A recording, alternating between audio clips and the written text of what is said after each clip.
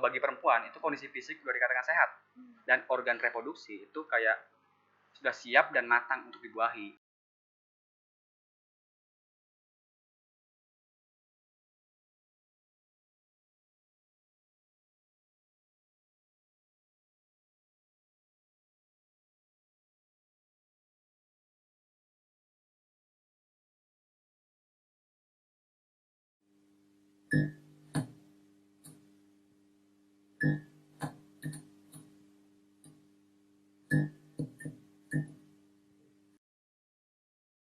Halo teman-teman, kembali lagi di 21 Pods. Nah, gimana kabar kalian hari ini? Tetap baik ya, jangan banyak-banyak minum es apalagi makan pedas, nanti kena radang tenggorokan. Nah, kali ini bintang tamu kita dari anak akuntansi, jurusan akuntansi. Yuk langsung kenalan aja. Halo Anwar. Halo Rika. Gimana kabarnya hari ini? Baik, alhamdulillah. Oke, boleh kenalin diri Anwar ke teman-teman. Anwar nama panjangnya siapa? Lahir di mana? Dan asal mana? Oke, jadi perkenalkan nama saya Saiful Anwar, biasa dipanggil Anwar. Saya dari kelas 12 akuntansi A dan saat ini saya berdomisili di Desa Sukoreja, Kecamatan Banjarharjo. Terima kasih. Nah, teman-teman yang kalau mau main boleh kayaknya. Nah, oke. Kenapa sih dari banyaknya jurusan di SMK Negeri 1 Urusan ini kamu milihnya jurusan akuntansi? Alasan saya memilih jurusan akuntansi ya. Jadi saya rasa jurusan akuntansi itu memang yang paling sesuai dengan minat dan kemampuan saya sih. Jadi waktu SMP juga kan saya itu paling suka pelajaran yang berhubungan sama hitung-hitungan. Kayak matematika, terus kayak IPA itu emang paling suka banget. Jadinya saya nyari jurusan yang sekiranya masih sama gitu. Ada hitung-hitungannya, terus yang lain juga gitu. Jadi yang terpilih di SMP jurusannya jurusan akuntansi. Berarti memang karena passionnya di situ. Iya, memang passionnya di situ. Suka sama akuntansi. Mm-hmm. Terus kalau semisal kan Anwar udah masuk jurusan akuntansi, itu tugasnya emang beneran banyak hitung kayak gitu tiap hari? Iya, mayoritas hitung-hitungan sih. Tapi tetap ada yang teori-teori juga. Ada teori juga. Tugasnya tiap hari hitung-hitungan juga? Iya. Itu meskipun Anwar suka sama akuntansi, sama hitung-hitungan, kira-kira Anwar sendiri pernah nggak sih kayak ngerasa stres sama tugas-tugas yang ada gitu? Tetap ada, apalagi kalau misalkan tugas-tugasnya kan nggak selalu mudah gitu kan. Ada yang materi yang memang susah, ada juga yang susah banget. Pokoknya gitu sih. Cara Anwar buat ngatasin kesulitan belajar sendiri itu gimana? Kesulitan belajar sendiri? Iya, kesulitan belajar Anwar. Kan bisa kayak, misal Anwar itu susah nyari jawaban soal A, bisa nyari tutorial diri. Oh, biasanya yang saya lakukan kalau misal lagi kesulitan jalan tugas, biasanya saya tanya sih ke alumni-alumni, kan saya kenal juga sama alumni yang jurusan akuntansi gitu. Tanya-tanya gimana solusinya, terus kakak alumni juga kayak baik banget loh, kayak ngasih tutor, ini caranya gini gitu. Jadi cari solusi dari situ. Iya, dari alumni sih, paling sering gitu. Kalau waktu belajar sendiri, Anwar itu konsisten nggak belajarnya? Enggak. Cara belajar saya masih sama sih kayak orang pada umumnya, belajar kalau misalnya ada tugas doang. Iya, tergantung mood itu. Tapi kalau semisal sesuai mood, kan kadang kan tugas Anwar sebenarnya tiap hari atau nggak sih? Enggak, tiap hari. Kadang seminggu 2 kali, kadang seminggu 3 kali juga. Tergantung materinya sih. Terus kira-kira hobi Anwar apa? Hobi saya itu gak terlalu konsisten. Kadang bulan ini tuh suka banget sama basket, tiap hari sampai main basket juga. Terus bulan depannya malah suka baca komik. Jadi gak konsisten lah pokoknya. Ikut suasana aja. Iya, ikut suasana yang lagi trending gitu. Selama ini di jurusan akuntansi itu kan pandangan orang-orang secara umum nih, jurusan yang kayak susah gitu. Terus menurut Anwar, pandangan itu betul nggak sih? Relatif sih ya. Kadang emang ada materi yang benar-benar susah dulu dipahamin. Tapi kalau memang kitanya berusaha untuk belajar sungguh-sungguh ya pasti bisa sih. Nah, kan kita kan PJJ pas dari kelas 10 sama kelas 11. Hmm. Itu kan harus belajar sendiri. Iya. Itu Anwar menemukan kesulitan nggak di situ? Kesulitan, bener sih.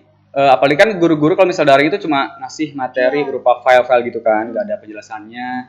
Terus emang agak susah. Apalagi di pelajaran apa ya? Pelajaran yang ada rumus-rumusnya gitu loh, yang susah banget buat dipahamin. Apalagi nggak disertai sama penjelasan guru. Biasanya saya solusinya tuh buat ngatasin itu nyari-nyari video tutor di YouTube sih biasanya. Iya. Di YouTube, terus di aplikasi-aplikasi kan juga ada banyak. Itu sih yang saya lakuin. Nah, itu mengenai pelajaran di akuntansi sendiri. Ya. Itu mapel-mapelnya apa aja yang berkaitan sama jurusan? Oke, kalau misal di kelas 12 ini ya, mapel produktifnya ada AKM, terus PAPM, pajak, komputer akuntansi, sama PALIP. Boleh dijelasin satu-satu? Boleh. AKM itu akuntansi keuangan, Iya. terus ada PALIP itu bukan perusahaan sih, akuntansi pemerintahan. Materi. Terus pajak sama komputer akuntansi, udah sih itu doang. Terus Nah. nanti enak banget sih. Kan waktu itu dengar-dengar Anwar ikut duta genre. Iya. Nah, boleh jelasin nggak sih duta genre itu apa? Itu genre. Mungkin tak jelasin tentang genrenya dulu kali ya. Iya, boleh. Jadi genre itu kan program dari pemerintah, di mana program ini kan sasaran utamanya itu untuk para remaja, khususnya usia 10 sampai 24 tahun gitu kan. Nah, bicara masalah usia remaja itu kan bisa dibilang usia yang produktif, di mana nantinya kita memiliki kontribusi yang lebih terhadap pembangunan suatu bangsa gitu kan. Jadi kalau misal kita sebagai remaja pada akhirnya malah terjerumus ke hal-hal negatif, otomatis kan pembangunan suatu bangsa itu kan terhambat. Nah, salah satu langkah yang ditempuh oleh pemerintah untuk setidaknya ya meminimalisir itu terjadi ya dengan dikembangkannya program genre ini. Jadi simpelnya genre atau generasi berencana ini program yang dikembangkan oleh BKKBN atau Badan Kependudukan Keluarga Berencana Nasional yang memang dimaksudkan atau ditujukan pada para remaja usia 10 sampai 24 tahun yang belum menikah. Nah, tujuan diadakannya genre ini ya semata-mata untuk mengedukasi dan memberi pembekalan pada para remaja untuk mengatasi permasalahan-permasalahan yang terjadi yang berkaitan dengan kenakalan remaja. Nah, yang saya tahu itu permasalahan remaja yang menjadi pokok pembahasan dalam genre ini yang pertama ada pernikahan dini, seks pranikah, sama nafza atau biasanya kita kenal sebagai narkoba gitu. Jadi kalau misal kita merujuk pada pengertian genre yang sudah saya paparkan tadi, jadi yang duta genrenya ini merupakan sosok atau orang yang nantinya bisa dijadikan sebagai role model yang tugasnya memberikan edukasi dan mengajak para remaja untuk mengatasi permasalahan-permasalahan yang sudah saya paparkan tadi. Oh, gitu. Berarti kan tadi kan usianya dari berapa? 10 sampai 24 tahun. Nah, kalau semisal itu bukan anak yang sekolah dan belum menikah, tapi usianya segitu masih bisa ikut nggak? Gimana? Kalau semisal tadi kan anak-anak usia 10 sampai 24. Ya. Nah, kalau semisal yang mau ikut program tersebut, acara tersebut, itu bukan anak-anak yang sekolah atau bukan belum sekolah, nggak sekolah, tapi udah lulus. Oh. Itu masih bisa ikut. Kalau program genre ini kan buat semuanya ya, jadi semua orang berlaku pokoknya. Mau dari anak-anak, terutama ini diedukasikan pada remaja-remaja yang memang nantinya akan menjadi calon orang tua juga gitu kan. Apalagi programnya kan ada yang namanya PUP, terus ada yang namanya apa lagi ya, fungsi keluarga, lawan fungsi keluarga, terus lain sebagainya, emang berguna buat nantinya ketika kita mempunyai keluarga. PUP itu apa tadi? Oh, PUP itu kayak pendewasaan usia perkawinan. Jadi kalau misalnya menurut BKKBN itu upaya untuk meningkatkan usia pada perkawinan pertama. Jadi para remaja itu dianjurkan untuk menikah di usia minimal yang sudah ditetapkan sama pemerintah. Itu kan yang 21 tahun untuk perempuan, 25 tahun untuk laki-laki gitu. Jadi kenapa harus menikah di usia itu? Kalau misalnya kita lihat dari aspek kesehatan, usia 21 tahun itu bagi perempuan itu kondisi fisik sudah dikatakan sehat. Dan organ reproduksi itu kayak sudah siap dan matang untuk dibuahi. Dan kan menikah pasti salah satu tujuannya untuk memperoleh keturunan gitu kan ya. Jadi kalau misal organ reproduksi sudah siap, jadi ya gak bakal ada resiko-resiko yang membuat apa yang berujung pada kematian dan sebagainya gitu.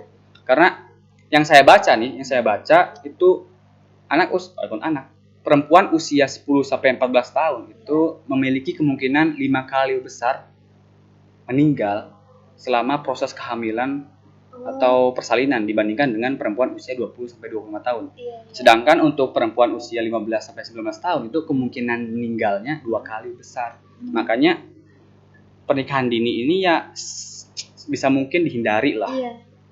Itu sih. Terus kira-kira persyaratan apa aja buat ikut ini? Persyaratan untuk mengikuti lomba Duta Genre ini. Persyaratan saya bisa simple sih ya. Kalau misal yang tahun ini yang saya ikuti, persyaratan yang pertama itu ya pasti karena pemilihan ini Duta Genre Kabupaten Brebes. Iya. Pertamanya warga Kabupaten Brebes yang harus dari sini. Ya, warga Kabupaten Brebes. Terus yang kedua, usia minimalnya 16 sampai 20 tahun. Terus ada tinggi minimal juga. Kalau untuk perempuan itu 160 cm, kalau laki-laki 165 cm. Kalau misal lebih pendek dari itu nggak bisa? Berarti nggak bisa. Aduh. Ya, terus selain itu ada lagi? Udah sih. Udah itu. Terus kegiatan di sana pas Anwar ikut, kegiatannya apa aja? Kegiatan pas lombanya. Pas lombanya. Oke, mungkin saya ceritain dari awal aja kali ya. Iya, boleh.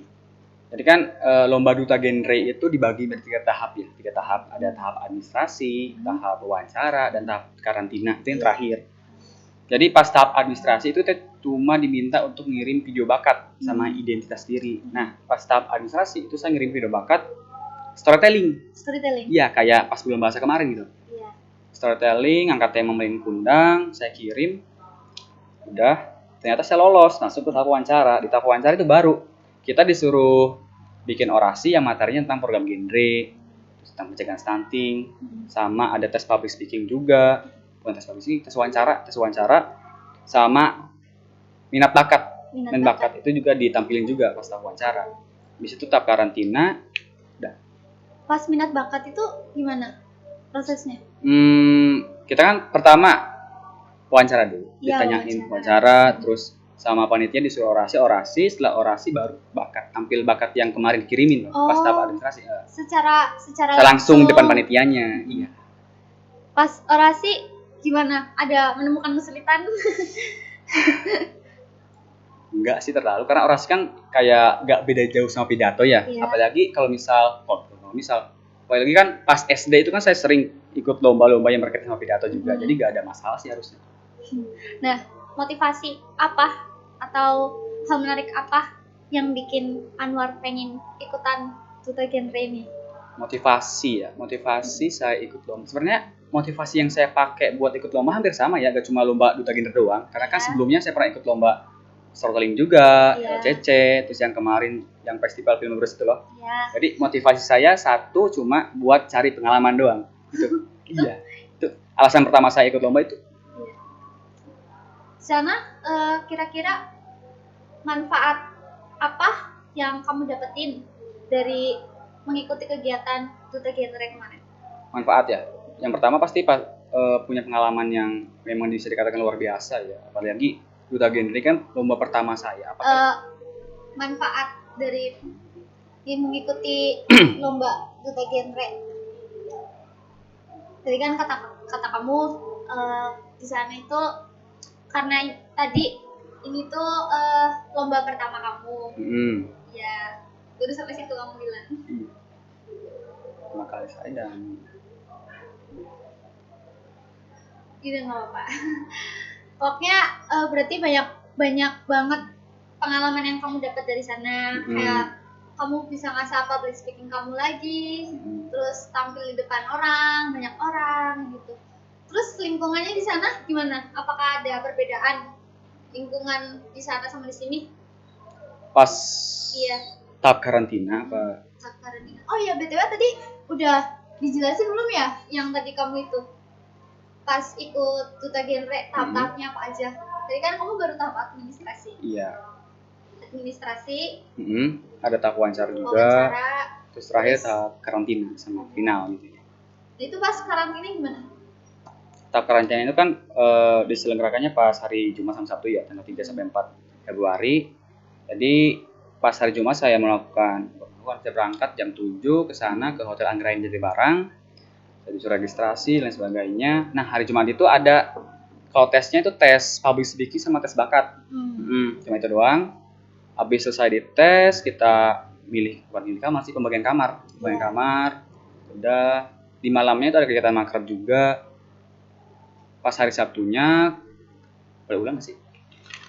Lanjut aja, nggak apa-apa. Pas hari Sabtunya? Tuh kegiatannya kayak senam, terus gali bersih buat persiapan acara puncaknya gitu, grand finalnya. Terus udah sih itu doang kegiatan. Keseruan di sana apa aja pas ngikutin Duta Genre? Keseruan pas tahap karantina berarti ya sih. Iya. Yang pertama sih karena Ketemu ketemu teman baru pasti, belajar hal dari mereka juga. Apalagi kan kayak teman-teman yang mengikuti atau menjadi finalis di Duta Genre kan bukan siswa-siswa biasa gitu kan. Iya. Pasti bukan orang sembarangan lah, soalnya kan hasil penyelesaian dari dua tahap itu juga kan. Pasti memiliki keunikannya masing-masing, pasti berbakat, pintar juga. Pokoknya saya belajar banyak hal baru sih dari mereka. Apalagi kan pesertanya itu cuma siswa doang, ada mahasiswa juga gitu kan. Iya. Terus di sana tuh kan ada finalis-finalis yang lain. Dari Anwar sendiri yang paling bikin kagum gitu dari mereka itu yang kayak apa? Ada tuh satu peserta yang memang menurut saya dari pertama kali lihat aja itu udah kelihatan banget auranya, aura pinternya, kayak udah dewasa banget lah kelihatannya. Dan pas tes bakat emang bener terbukti kayak dia tuh emang berbakat banget. Apalagi kan yang lain nih pas tampil bakat cuma nampilin satu bakat doang gitu. Ya kayak beda dari yang lain, tampil 3 bakat sekaligus loh. 3. Itu sih yang bikin kagum. Masih ingat itu apa aja? Yang pertama kan nyanyi sambil gitar. Terus yang kedua itu pencak silat. Sama yang ketiga tuh nari reog kali ya. Nari gitu. Tradisional. Iya, tradisional. Keren banget. Ya. Itu yang bikin kamu terkesan. Terkesan kagum banget pokoknya. BTW gimana tadi pas Duta Genre ada orang yang bikin kamu kagum banget kan? Nah, finalis itu bikin kamu kagum banget. Nah, tadi 3 aja apa tadi? 3 bakat. Iya, apa aja tadi? Tadi kan ada yang nyanyi, main gitaran, terus ada pencak silat juga, sama nari tradisional. Yang bikin saya kagum sih itu. Pas di karantina berarti pengalamannya itu kamu di sana ngapain aja tadi? Kalau pas hari Jumatnya itu kan ada tes public speaking sama tes bakat juga. Kalau di hari Sabtunya cuma nyiapin gladi bersih buat acara puncak sih. Nah, di acara puncak itu ada tes lagi. Kalau untuk yang lolos 5 besar itu kan disuruh orasi. Terus buat pemilihan 3 besar itu, kalau sudah dipilih 3 besar, nah di 3 besar itu ditanya jawab sama juri. Tesnya. Nah, pas tes tanya jawab itu ditanyain tentang apa aja, soal apa aja? Tentang kasus-kasus yang terjadi di Kabupaten Brebes sih biasanya. Jadi ditanya pendapatnya gimana, terus solusinya gimana gitu. Lebih ke opini berarti? Iya. Opini gitu. Berarti pas kamu dikasih pertanyaan itu gimana respon kamu? Aku enggak dikasih pertanyaan soalnya kan enggak lolos 3 besar. Cuma di stop di 5 besar doang. Iya. Ya. Berarti kamu di situ sampai di 5 besar? Iya, sampai di nyampain orasi. Pendapat kamu sendiri mengenai generasi kita, generasi muda, itu gimana? Generasi remaja sekarang? Zaman sekarang kan bisa dibilang kayak bergaul bebas, kayak sudah dianggap lazim bagi masyarakat juga. Kan jadi itu menjadi tantangan bagi kita para remaja untuk ya sekedar kita harus hadapi lah. Apalagi kalau misalnya kita sebagai remaja ya, kayak terjerumus ke hal-hal negatif itu kan bakal ada impact atau dampak yang kita dapatkan juga dan pastinya bersifat negatif. Itu kayak Anwar sendiri pernah nggak sih kayak nemuin misalkan teman nih, kan Anwar sendiri juga laki-laki, beda cara temenannya kalau sama perempuan. Yeah. Kira-kira pernah nemu nggak kayak yang teman-teman Anwar itu ngajakin ke hal-hal yang nggak baik kayak gitu? Kalau untuk sekarang sih nggak ada sih ya, alhamdulillahnya teman-teman saya udah vibe-nya masih positif semua. Paling sibuk-sibuknya kalau misalnya kita mainnya paling main HP, game gitu kan, nggak terlalu yang negatif banget gitu. Berarti kalau kumpul sama temennya lebih kayak gitu have fun, main game dan lain sebagainya gitu. Nggak pernah yang kayak minum-minuman atau rokok juga enggak sih, jarang emang. Situ jarang. Terus berarti pengalaman paling berkesan buat Anwar sendiri pas itu duta genre itu apa? Yang pertama, pengalaman yang paling berkesan, yang paling bisa ketemu sama teman-teman yang memang punya potensi atau keterampilan yang melebihi saya, kan itu merupakan pengalaman yang luar biasa juga, karena saya bisa belajar dari mereka tentang apa-apa yang perlu saya perluin dipersiapkan itu kan. Nah, dari duta genre sendiri, pengalaman apa yang Anwar dapat yang dapat bermanfaat buat kedepannya? Selama lomba itu kan saya juga belajar banyak hal baru ya, apalagi tentang program-program genre yang kayak tadi saya sebutin, tentang cara mengatasi pernikahan dini, terus seks bebas sama nafsu juga. Jadi mungkin pengetahuan-pengetahuan dengan dari dampak-dampak gitu ya, dampak-dampak dari pernikah itu yang bisa saya terapin di kehidupan saya juga. Itu soalnya. Terus kira-kira pesan apa yang bisa Anwar sampaikan buat ya siswa-siswi ruang lingkup di SMK Negeri 1 Kersana ini, anak remaja di sini? Pesan saya buat teman-teman semua ya yang ada di SMK Negeri 1 Kersana itu ya sebisa mungkin untuk menghindari yang namanya pernikahan dini, itu seks bebas dan nafsa juga, narkoba gitu. Karena tidak ada dampak positifnya sama sekali, melainkan bisa merugikan hidup kalian, mana masa depan suram juga kan kalau misalnya kita terjerumus ke hal negatif itu. Jadi sebisa mungkin menghindari lah pokoknya. BTW di duta genre ini kan ada salamnya. Iya. Itu salamnya gimana? Jadi gini, salam genre. Jadi kalau misalnya saya ngomong salam genre, jawabnya salam. Salam. Ya. Terus ada lagi sih lanjutannya, kalau misalnya saya bilang remaja genre, jawabnya sehat, cerdas, ceria. Sehat, cerdas, ceria. Terus ada lagi satu lagi, jadi semuanya itu 3 ya. Satu lagi itu genre Indonesia. Kalau misalnya saya bilang genre Indonesia, saatnya yang muda yang berencana. Berencana. Keren. Mau praktek? Boleh? Oke, dari awal ya. Ingat gak ya? Dari salam genre dulu. Iya. Salam genre, salam. Terus Salam. remaja genre, sehat, cerdas, ceria. Terus genre Indonesia, saatnya yang muda yang berencana. Saatnya yang muda Berencana. Iya. Nah, BTW Anwar punya media sosial nggak? Mainan medsos nggak? Instagram? Ada. Boleh kasih tahu username-nya? Untuk Instagram, SFL_Anwar 432. Nah, tuh cepet banget kan? Silakan di pause buat teman-teman yang pengen tahu Instagramnya Anwar dan nanya-nanya misal tentang genre tadi, kenakalan remaja, Ya. gitu, dampak-dampak negatifnya. Boleh kan ya nanya ke Anwar? Boleh. Silakan. Nah, itu dia obrolan kita hari ini. Makasih banyak banget buat Anwar yang udah sharing-sharing pengalaman, terus berbagi tentang edukasi tadi mengenai seks bebas, kenakalan remaja, sama narkoba, dampak-dampaknya apa aja. Nah, buat teman-teman yang udah nyimak obrolan kita hari ini, makasih banyak juga. Jangan lupa buat kasih oh iya, lupa Anwar. Ya. Ini boleh dong kasih satu kata buat SMK Negeri 1 Kersana dan satu kata buat jurusan akuntansi. Satu kata buat SMK, menantang. Terus kalau satu kata buat jurusan akuntansi tadi, menyenangkan. Oke, kasih. Nah, oke, itu aja pembahasan kita di podcast kali ini. Semoga banyak pembelajaran yang bisa kalian ambil dari yang Anwar jelasin tadi. Buat kalian yang punya kesan, pesan, sama saran, isi kolom komentar di bawah ini. Dan juga jangan lupa buat subscribe channel kita, channel Lesker TV. Terus nyalain juga loncengnya biar gak ketinggalan episode podcast terbaru dari kita. Terima kasih. Sampai jumpa. Ya.